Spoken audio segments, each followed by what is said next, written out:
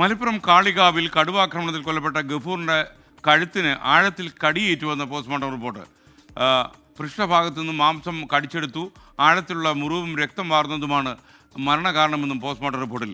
നരഭോജി കടുവയെ മയക്കുവെടി വെച്ച് പിടികൂടാൻ chief veterinary surgeon doctor Arun സക്കറിയുടെ നേതൃത്വത്തിൽ പരിശോധന നടത്തുകയാണ് ഇപ്പോൾ സ്ഥലത്ത്. കാളികാവിൽ നിന്ന് വിപിൻ സി വിജയൻ തത്സമയം ചേരുന്നു. വിപിൻ, ദൗത്യസംഘം റെഡിയായി കഴിഞ്ഞോ? കുങ്കിയാന വന്നോ?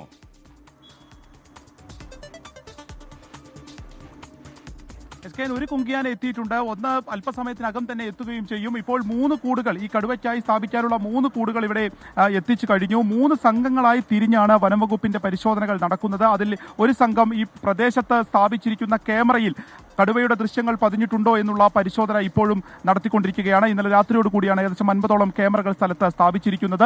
അങ്ങനെ ഏതെങ്കിലും തരത്തിലുള്ളൊരു ദൃശ്യം പതിഞ്ഞിട്ടുണ്ടെങ്കിൽ ആ സ്ഥലം കേന്ദ്രീകരിച്ച് സ്ഥാപിക്കാനുള്ള കൂടുകളാണ് ഇപ്പോൾ എത്തിച്ചിരിക്കുന്നത്. മറ്റൊന്നുള്ള രണ്ടാമത്തെ ഘട്ട RRT സംഘങ്ങൾ ഇതാ പോകുന്നത് ആ സ്ഥലത്തേക്ക് പോകുന്നതിന് വേണ്ടി തയ്യാറായിക്കൊണ്ടിരിക്കുകയാണ്. ആദ്യം കടുവയെ ലൊക്കേറ്റ് ചെയ്യുക എന്നുള്ളത് തന്നെയാണ് ഏറ്റവും ശ്രമകരമായിട്ടുള്ള വെല്ലുവിളി. അതിനായി ഡോക്ടർ അരുൺ സക്കറുടെ നേതൃത്വത്തിലുള്ള 3 അംഗ സർജന്മാർ തന്നെ ആ സ്ഥലത്തേക്ക് എത്തിയിട്ടുണ്ട്.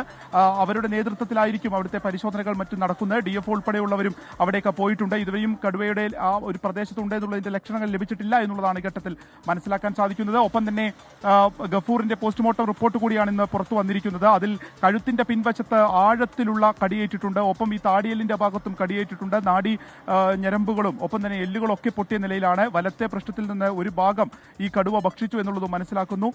അത്തരത്തിൽ ശരീരമാസകലം നഖത്തിന്റെയും കടിച്ചതിന്റെയും പാടുകൾ ഉൾപ്പെടെയാണ്. ഒപ്പം രക്തം വാർന്നത് കൂടി മരണകാരണം എന്നുള്ളതുമാണ് ഈ പോസ്റ്റ്മോർട്ടം റിപ്പോർട്ട് വന്നിരിക്കുന്നത്. ഇപ്പോൾ ഇതാ ഈ 3 യൂണിറ്റുകൾക്ക് പുറമെ ഇന്ന് ഉച്ചയോടുകൂടി ഡ്രോണിന്റെ പരിശോധന കൂടി ആരംഭിക്കും. ഒരു രൂപരേഖ ഇതിനോടകം തന്നെ തയ്യാറാക്കിയിട്ടുണ്ട്.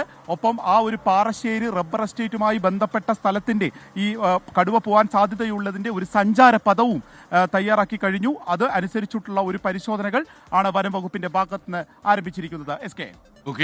വിപിൻ സി വിജയനാണ് കാളികാവിൽ നിന്ന് ചേർന്നത്.